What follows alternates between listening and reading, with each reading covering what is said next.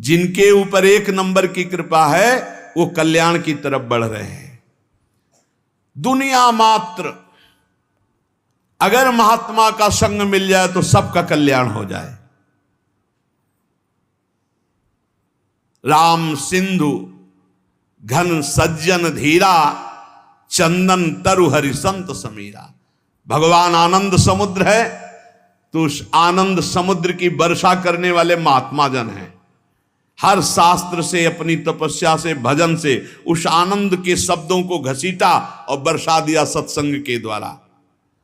भगवान चंदन का वृक्ष है तो संत वायु हैं, उस सुगंध को फैलाने वाले हैं। जितना लाभ संतों से होता है उतना और किसी से नहीं होता। मतलब समुद्र भी उतना लाभ सबको नहीं दे सकता जितना वर्षा से होता है, क्योंकि समुद्र के पास जाना पड़ेगा, वर्षा तो फैलकर सब जगह होती है। ऐसे संत चलते फिरते तीर्थ है। भगवान आनंद समुद्र हैं तो आनंद समुद्र तक पहुंचना बड़ा कठिन, तो उस आनंद समुद्र की हर आनंदमयी बात लेकर संतजन प्रवचन के द्वारा, सत्संग के द्वारा संसार को भिगोते रहते हैं भगवत रस में, भगवत आनंद में। आनंद की बाढ़ अगर कहीं आई है तो सत्संगी के हृदय में ही आई है। भगवान के प्रेमी भक्त अगर कोई बने हैं तो संत कृपा से बने हैं। इसलिए अगर किसी को सत्संग प्राप्त हो गया है तो उसे छोड़ना नहीं, ये दुर्लभ वस्तु है। सुतदारा धन लक्ष्मी पापियों के घर होए, संत समागम हरि कथा तुलसी दुर्लभ दोए। महत्संगस तो दुर्लभ हो। भगवान का पूजन करना, भगवान का भजन करना, भगवान का चिंतन करना आज तक किसी के जीवन में आया है तो संत संग से आया है।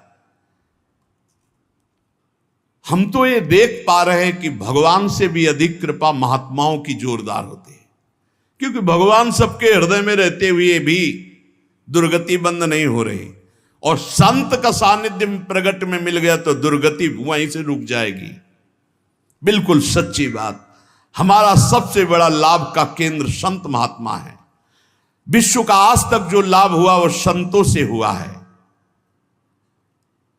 लीला देखने में, लीला सुनने में हमारे हृदय में तभी प्रीति होगी जब प्रेमी महात्मा गायन करेगा।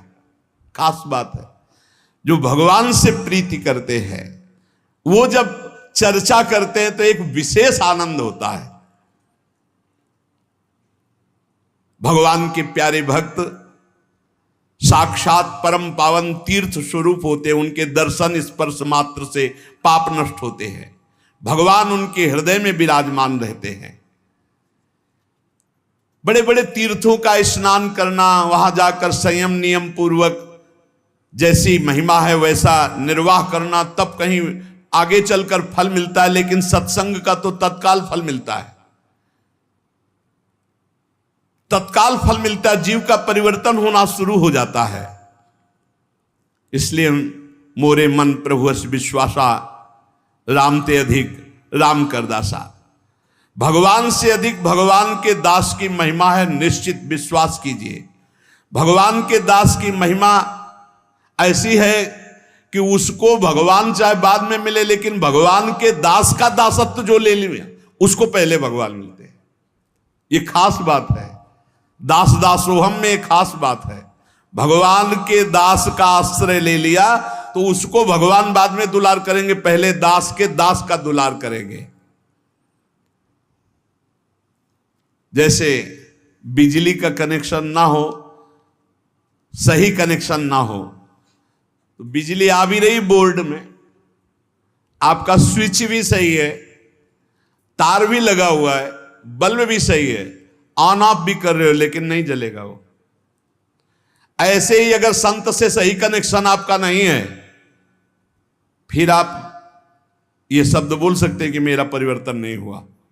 बल्ब भी सही है, तार भी सही है, स्विच भी सही है, बोर्ड में बिजली भी आ रही, बस थोड़ा और अंदर डालने की जरूरत थी तार, जिससे कनेक्शन हो जाता। कनेक्शन नहीं हुआ तो ऑन करते रहिए, वो जलेगा नहीं, तब आपको लगेगा कि बिजली नहीं है, नहीं, बिजली है उसमें, आपके कनेक्शन की कमी है।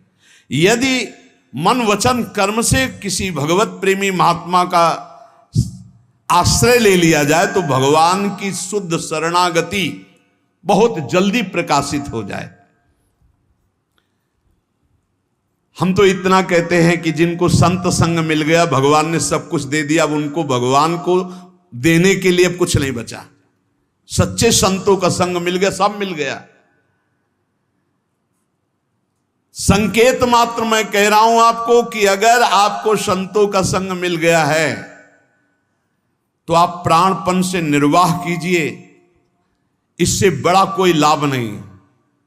संत समागम सम न लाभ कछुआन, भगवान शंकर कह रहे हैं, उमा संत समागम सम न लाभ कछुआन।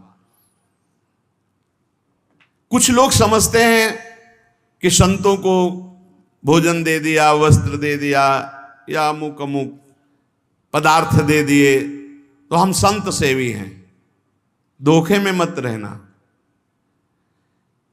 ये आपके अंदर अहंकार बोल रहा है कि मैंने ये दिया, मैंने वो दिया, मैंने वो खवाया, मैंने पियाया, बढ़िया बढ़िया चीज दे दी तो संत प्रसन्न हो जाएंगे। वो संत ही नहीं है जो भगवान किसी और किसी को बढ़िया माने। इन चीजों का महत्व तो नहीं रहता। जैसे भगवान कहते पत्रम पुष्पम फलम तो यम ये में भक्ता प्रेक्षति, कोई पत्र पुष्प जल कुछ फल दे दे, मैं बड़े भाव से खा